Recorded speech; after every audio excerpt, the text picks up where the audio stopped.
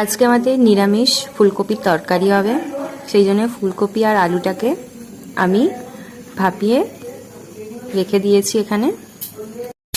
এরপর গরম তেলে আমি ফুলকপিটা দিয়ে একটু ভেজে নেব। এই যে এইভাবে আমি ফুলকপিটাকে একটু ভালো করে ভেজে নিয়েছি। ফুলকপিগুলো আমার ভেজে নামানো হয়ে গেছে। আমার সেদ্ধ করা আলুটা এবার আমি গরম তেলে দিয়ে দিলাম। টমেটোটা দিয়ে এবার একটু ভালো করে ভেজে নেব। আলুটা আমার একটু ভাজা হয়ে গেছে। এবার এর উপরে ধনেপাতা আর মটরশুঁটিটা দিয়ে দিলাম। দিয়ে এবার একটু ভালো করে এটাকে নেড়ে নেব।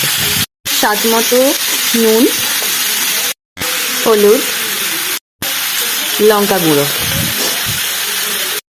এর উপর ভাজা ফুলকপিগুলো দিয়ে দিলাম। দিয়ে এটাকে একটু ভালো করে কষিয়ে নেব। এর উপর জল দিয়ে এটাকে এবার একটু 10 মিনিট ফুটিয়ে নেব। এই যেটা আমার এইভাবে ফুটছে, এরপরে আমি এটাকে নামিয়ে নেব। এই যে আমার ফুলকপি রেডি হয়ে গেছে, এই দেখুন।